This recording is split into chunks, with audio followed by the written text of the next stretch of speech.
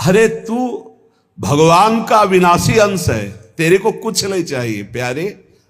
तू शरीर भाव में स्थित हो गया इसलिए चाहिए, कुछ नहीं चाहिए। जिस दिन जो ठान लेगा वैसे ही होगा। कई वर्ष अन्न नहीं पाया गया। भ्रमण में क्या मिलता, कभी जब कोई पूछता वैसे तो उबली हुई आलू या इतना गुड़, या कभी कोई हफ्ता 10 दिन में दूध थोड़ा दे देता, कोई फर्क नहीं पड़ता। काफी समय तक भगवती भागीरथी के परम पावन दुग्ध का पान करके जैसा इस शरीर को बनाना चाहो 10 दिन केवल कष्ट लगता है। जैसे अन्न छोड़ो तो 10 दिन परेशानी, फलाहार छोड़ दो केवल जल पे आ जाओ तो 10-15 दिन परेशानी, इसके बाद शरीर उसी में सेट हो जाएगा। वो उतने जल की खुराक में अपने जीवन को चलाने लगेगा। घबराते हो केवल कि ऐसा कैसे चल सकता है, सब सहन करने की कोशिश करो, सब सह लोगे। सच्ची मानिए, ये अच्छे अच्छे पदार्थ खाकर सुविधाजनक जीवन व्यतीत करके वो उच्च कोटि की अध्यात्म की ऊंचाई बहुत कठिन है, बहुत कठिन है। लालसा तो बहुत ऊंची करते हैं, लेकिन आचरण हमारे अगर ठीक नहीं है, हमारी वैसी लालसा के अनुसार साधना नहीं है, वैसे हम चल नहीं रहे, तो कैसे लालसा पूर्ण होगी? समझो पहले। देहूति जैसी पत्नी के लिए 10,000 वर्ष तक करदम जी को तपस्या करनी पड़ी थी। भगवान प्रकट हुए थे तब महाराज आदि सम्राट मनुष्य रूपा से प्रकट हुई देहूति जी, और भगवान कपिल देव जी जैसे पुत्र प्रकट हुए। तपस्या, भजन। बोले जो मंद बुद्धि वाले हैं, अच्छा खाने को मिल रहा है, सुविधाजनक रहने को मिल रहा है, दिन कट रहा है, दिन काटने के लिए मिला है। अरे एक एक मिनट सार्थक करने के लिए, काटने के लिए नहीं। दांती पीस के भजन होता है। देखो हम बताएं तुम्हें अनुभव की बात, 10-5 मिनट भजन में मन लग जाएगा जो अच्छा अभ्यास किए हो। शब्द याद रखो, या हम खाई पी बातें कहते हैं। अगर भजन का अभ्यास अच्छा कर रहे हो तो 10-5 मिनट, बहुत बहुत 20 मिनट घसीट लियो। इसके बाद वो संकल्प विकल्प खड़ा करेगा, बेमतलब की बातें सामने, और भजन को रोकने की कोशिश करेगा। चलाओ, एक मंत्र चलाना, दूसरा नहीं चलाना, एक पकड़ लो मंत्र। 20 मिनट के अंतर्गत आप हमारे अनुभव को देख लेना, एकदम दृश्य खड़े करना लगेगा। और ऐसा उल्टा चले गए, बस ऐसे होता है, दांती पीस के उसको दुष्ट बार बार लड़ो, बार बार उसको परास्त करो, उसको बार बार परास्त। बेमतलब की बातें, बेमतलब का दृश्य, बेमतलब की घटनाएं उपस्थित करके वो मंत्र को रोकेगा। चलाओ, ये भगवत मार्ग की बात कह रहा हूं। अब 1 घंटा निकालो आप ऐसे युद्ध में, फिर आप खड़े हो आसन से तो ऐसे खिड़की में गर्दन जाएगी। पहले कुछ देख लें, कुछ सुन लें, कुछ, और नहीं है तो ये वो अभ्यास कर ही नहीं सकता जिसके पास मोबाइल है, नहीं कर सकता। क्योंकि जब वो स्थिति आती है ना दांती पीस के इसको जबरदस्ती बस में करने की, पक्का समझो ऐसे ही करना पड़ता है। तो उसको लगता कैसे मारो, तो लगता इसी मंत्र से मारो, ये तभी वो विचलित होता है। बार बार पसीना आ जाता है, माथे पे नहीं मन पे पसीना आ जाता है, थक जाता है। जब लस्त हो जाए, त्राहिमाम मच जाए, तब और जिद्दी बनकर मंत्र जप करो, अभी बस में हो जाए। नहीं, इस मन को दुलार करना है, मन के अनुसार चलना है, और भजनानंदी की लिस्ट लगानी, लिस्ट यही लगानी है ऊपर से। महान भजनानंदी, महान त्यागी संत, सुनना ये चाहते हैं और लड़ नहीं सकते 5 मिनट युद्ध इस मन से। बड़ा विचित्र खेल। तो बोले ये जो मंद प्राज्ञ है, ये निर्णय करने वाली कुछ नहीं, कुछ समय के लिए ये शरीर मिला है, लड़ ले जीत जाएगा, प्रभु की प्राप्ति कर लेगा। और अगर इसके दुलार में रहे तो मरेगा, जाएगा, छूटेगा शरीर।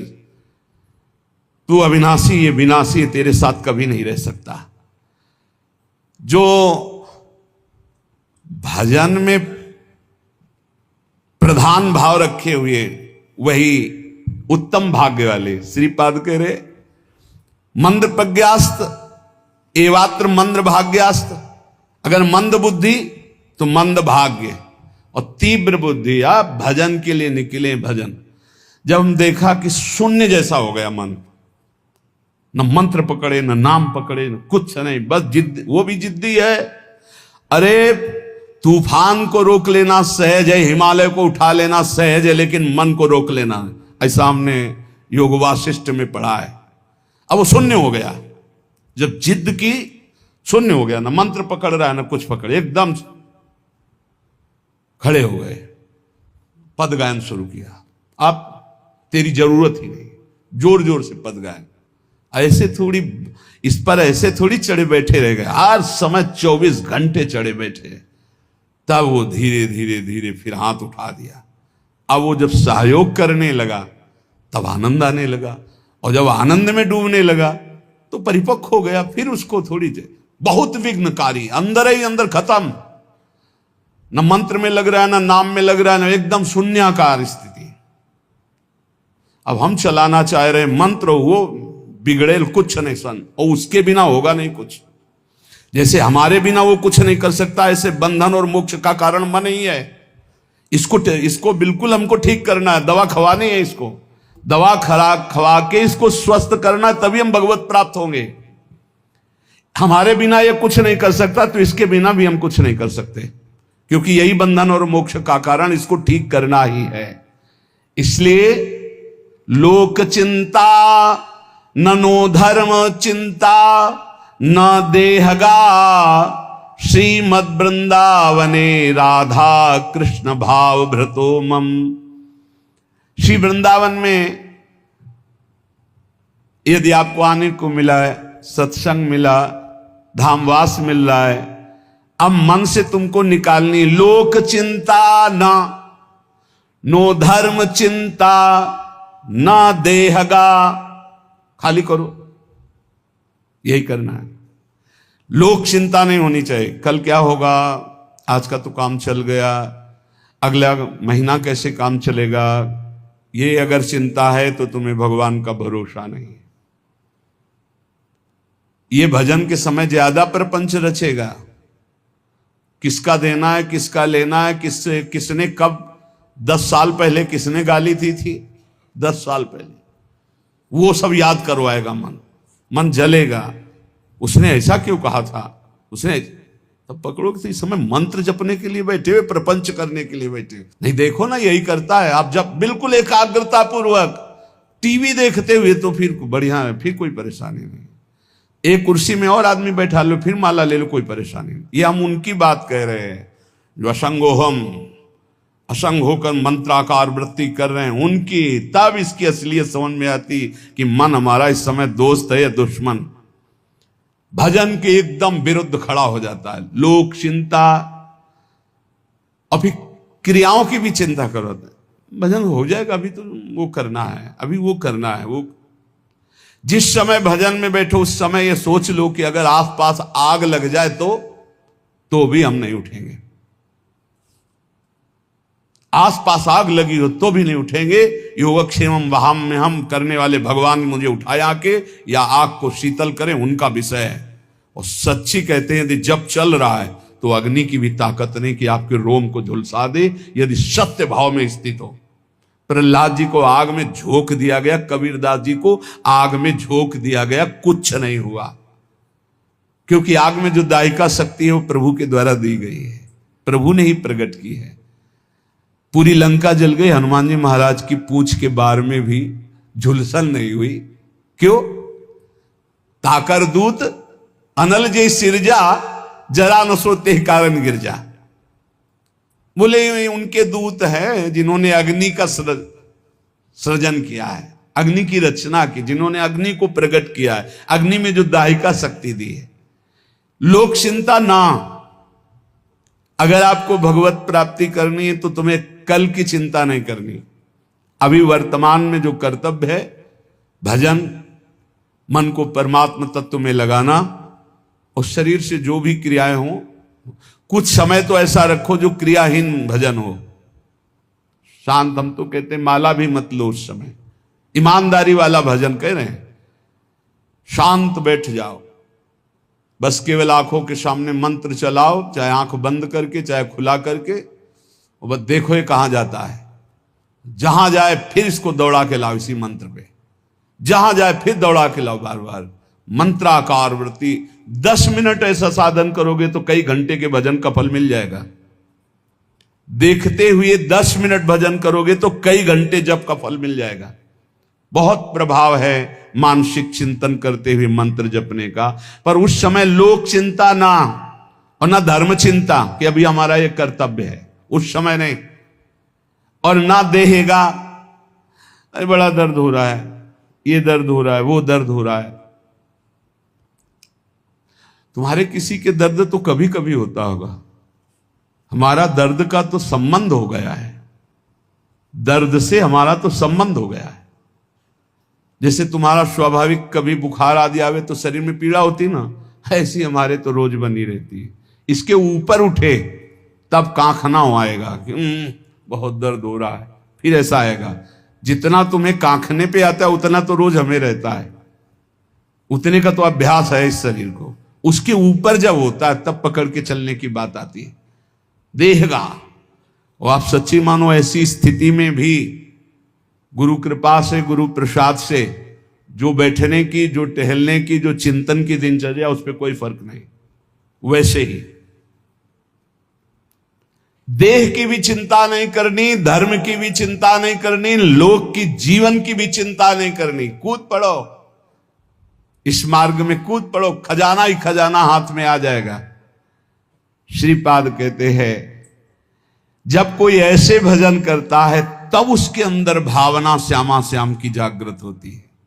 तब भावोत्सवेन भजताम रस काम धेनुम।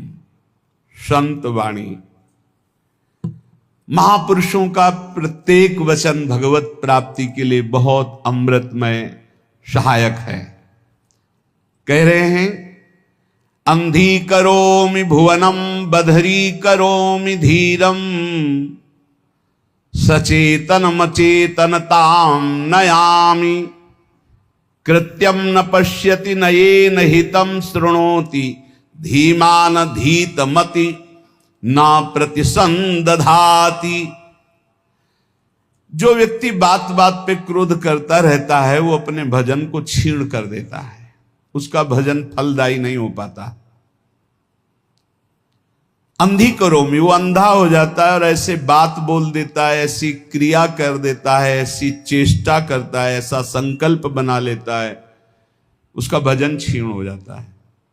क्रोधी पुरुष का भजन क्षीण हो जाता है, वो भगवत प्राप्ति कराने में समर्थ नहीं होता।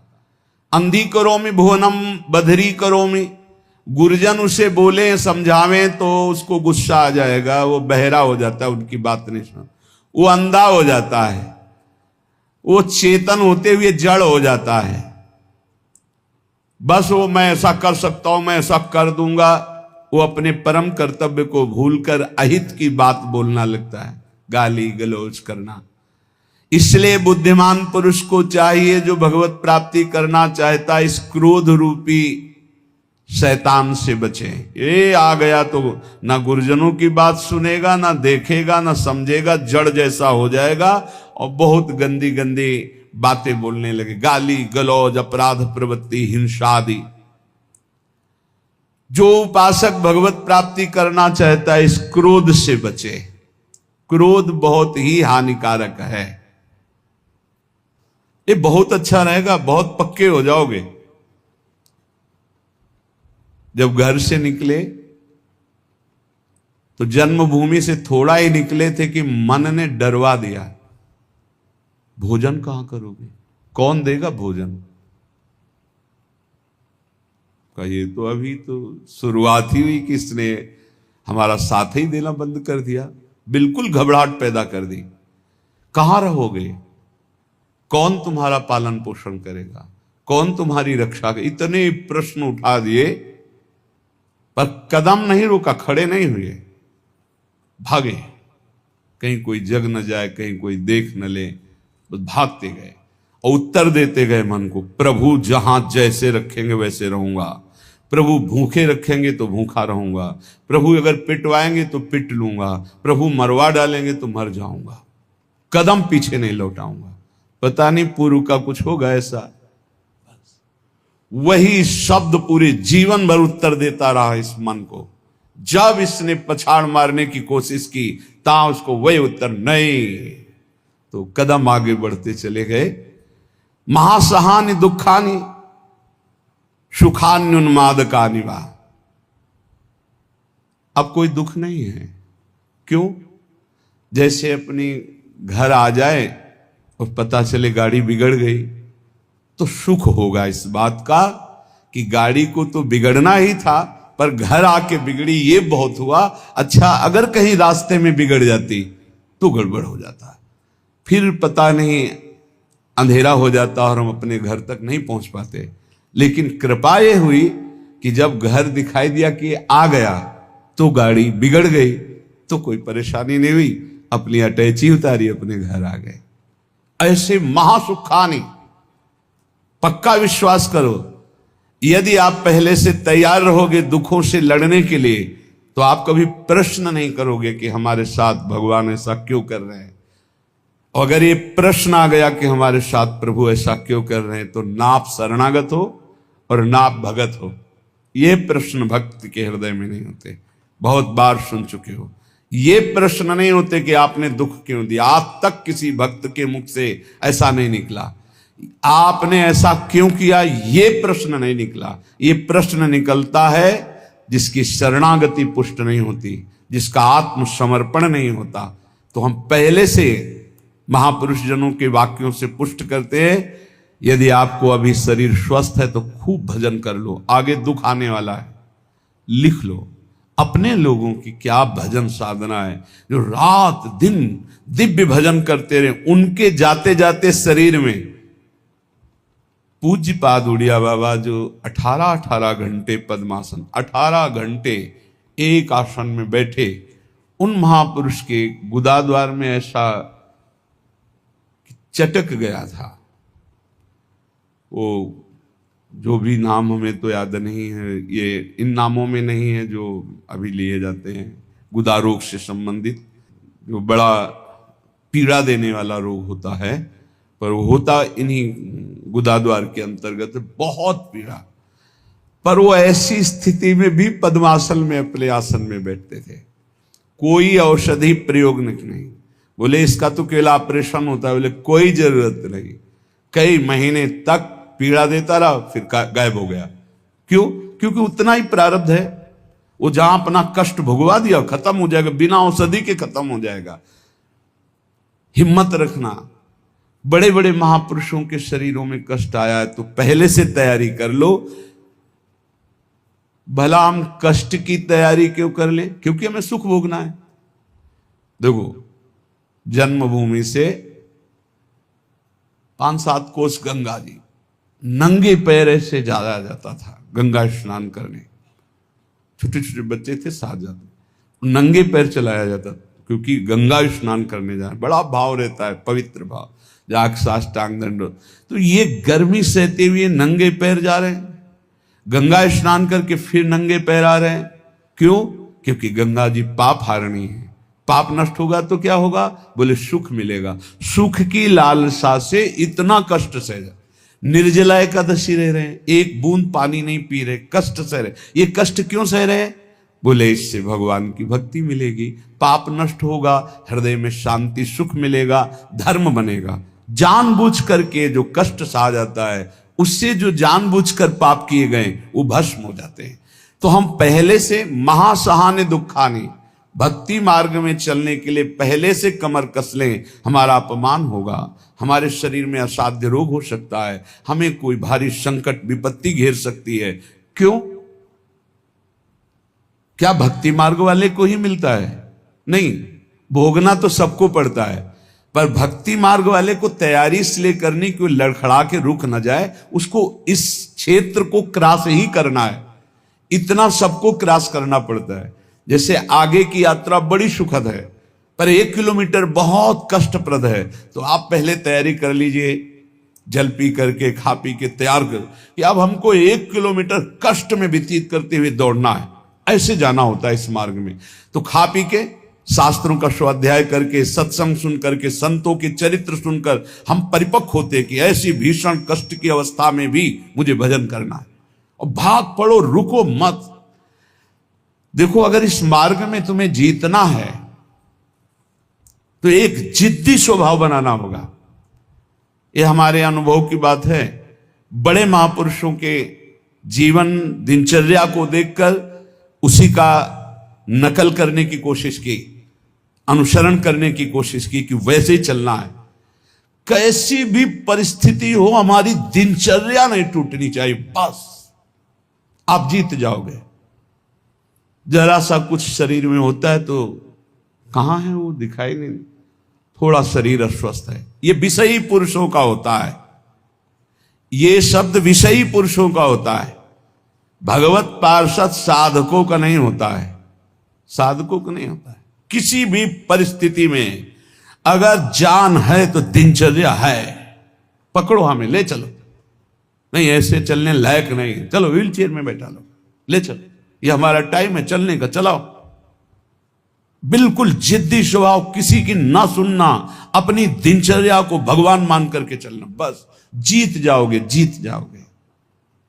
कोई भी परिस्थिति परास्त नहीं कर सकती, कोई भी परिस्थिति।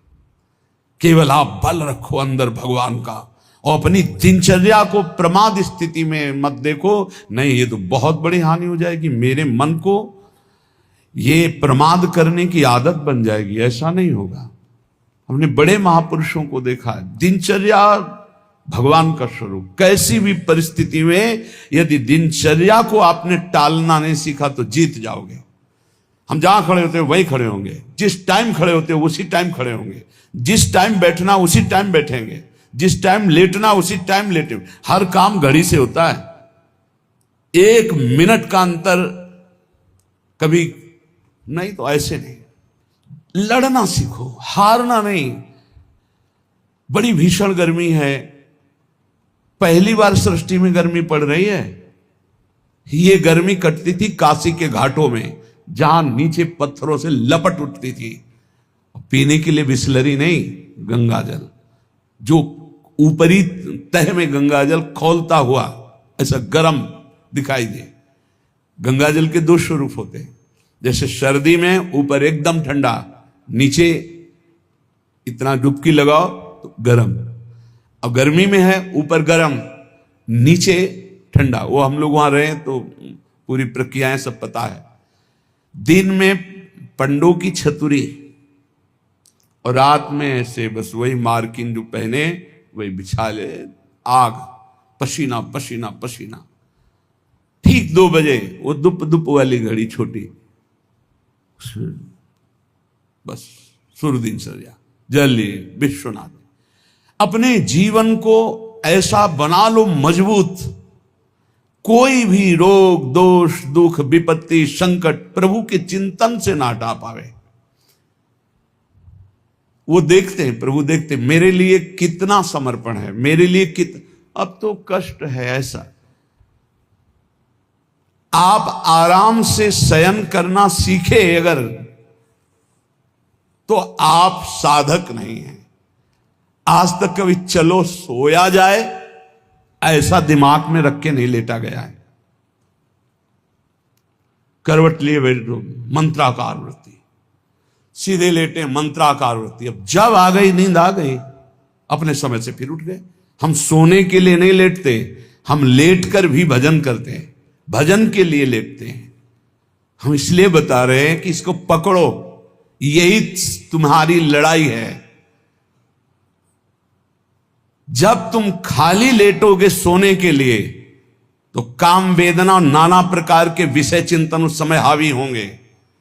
और जब तुम भजन करते हुए भजन की वृत्ति में लेटोगे तो लेटे लेटे मंत्र सुन रहे हो, भजन कर रहे, कब सो गए आपको पता नहीं चला, निर्विकार स्थिति में। और जब जगोगे तो निर्विकार स्थिति में। और ऐसी स्थिति में जब स्वप्न आएंगे तो निर्विकार भजन वाले महापुरुषों का सानिध्य, भगवत प्रेमी संतों का संग। कैसे तुम्हें बताएं, एक से एक कोई दिन ऐसा नहीं जिस दिन एक से एक महापुरुषों का मिलन ना हो, एक से एक महापुरुषों का मिलन।